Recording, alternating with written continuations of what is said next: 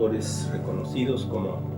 Paul Kirchhoff, quien la califica como una de las joyas más preciosas de la literatura indígena del Nuevo Mundo, y también Jean-Marie Leclésio, que es premio Nobel, la considera uno de los libros más bellos y conmovedores de la literatura universal. Todas estas cosas fueron las que me motivaron a tratar de leerlo, de disfrutarlo, y vino la idea de hacer una versión literaria, porque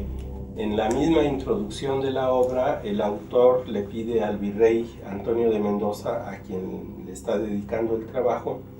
que por favor lo haga revisar y enmendar para que los lectores no lo echen a un rincón, sino que puedan leerlo con gusto. Lo que el fraile autor está proponiendo es más o menos que se le haga una especie de corrección de estilo a su trabajo, y es exactamente lo que yo quise hacer. Lo primero que hice pues fue paleografiar fielmente el texto tal como está, para poder entender exactamente de qué habla.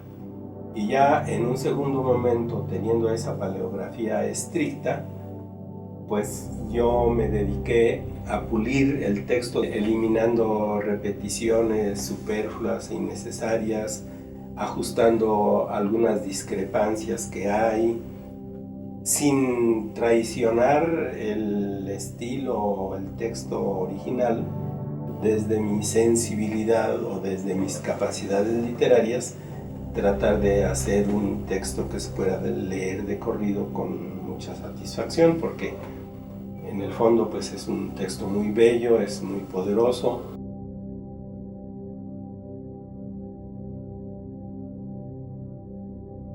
Los estudios sobre la relación de Michoacán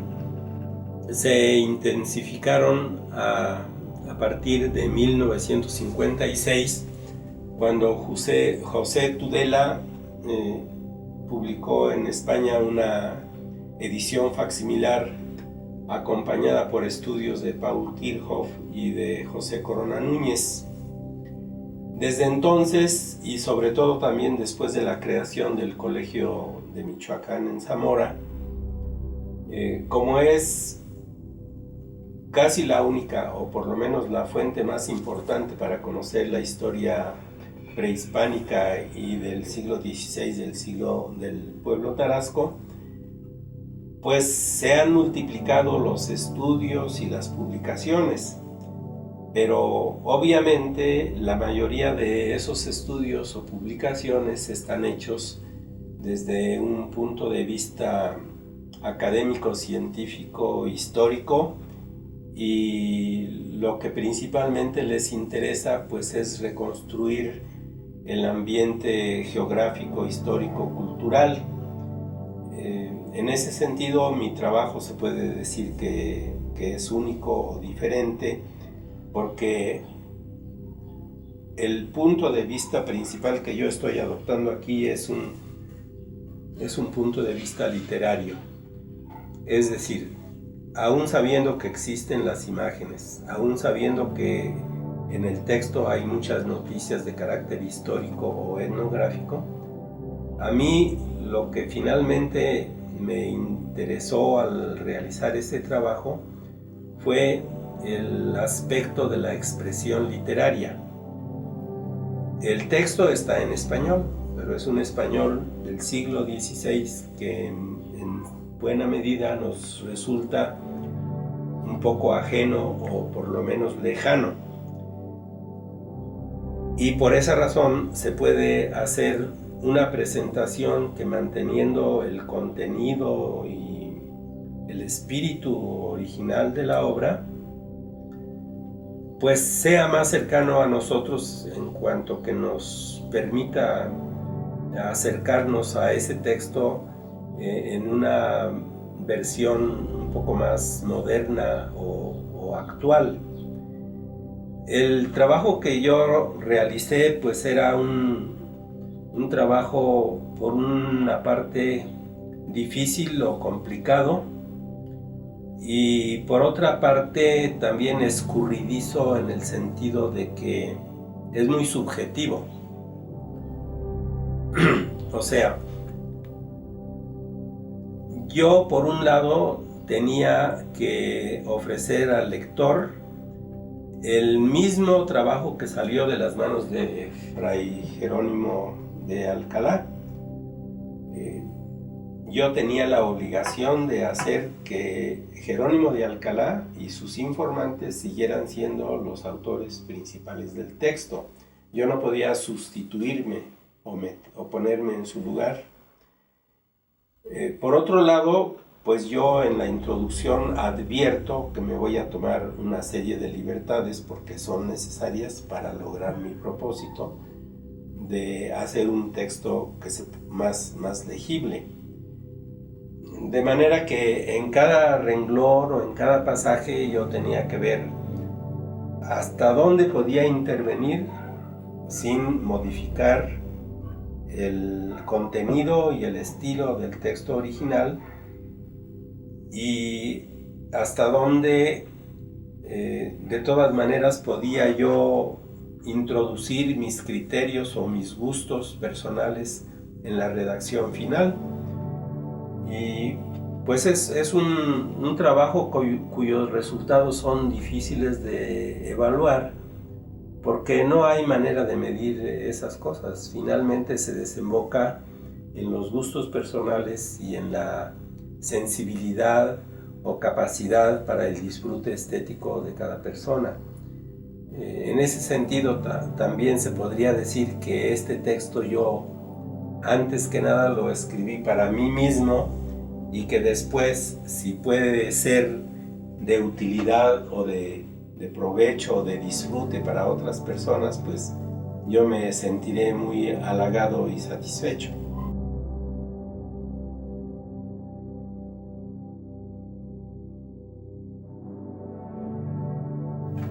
Sí, las manifestaciones culturales las crean individuos o grupos en circunstancias históricas y geográficas muy concretas, y estas personas terminan por desaparecer, pero en esos mismos lugares, en tiempos posteriores, pues llegan otros grupos más o menos identificados o emparentados con aquellos creadores culturales, y es lógico, es explicable que los recién llegados se sientan herederos de esas manifestaciones culturales, y conforme avanza la conciencia también pues sienten la necesidad de proteger, de conservar esas manifestaciones, porque una vez que han sido creadas, pues ya ni siquiera pertenecen exclusivamente al grupo que las creó, sino que en cierta forma se convierten en un patrimonio cultural de la humanidad, en la medida en que los diferentes pueblos van tomando conciencia no solamente de las cosas que los diferencian o los separan, sino sobre todo de las cosas que deben unirlos y que deben compartir. Ahí pues es un campo abierto en que podemos progresar e ir hacia adelante, o estancarnos, o incluso ir hacia atrás, pero pues hay muchas personas interesadas en que se amplíe y se consolide esa conciencia de la unidad y del respeto y aprecio que debemos tener por las creaciones culturales de nuestros antepasados. Yo también soy michoacano, no sé qué porcentaje de sangre india pueda tener, pero porque además no existen las razas puras o los linajes no mezclados, todos tenemos un poco de todo, y a mí en lo personal francamente no me interesa averiguar los componentes genéticos en mi caso personal, sino yo siento que se me ha otorgado el privilegio de vivir en un lugar, en una época, y mi preocupación principal es disfrutar esa vida, aprovechar ese tiempo, hacer lo que me gusta, lo que pueda ser útil para mí, para los que están a mi alrededor y para todos los hombres, porque por encima de los pueblos o de las naciones o de los continentes y por encima de las variaciones raciales y lingüísticas. Finalmente somos un solo grupo en el planeta y en el universo, y la inteligencia y la conciencia es la que nos pueden salvar de los peligros y ayudarnos a resolver los problemas.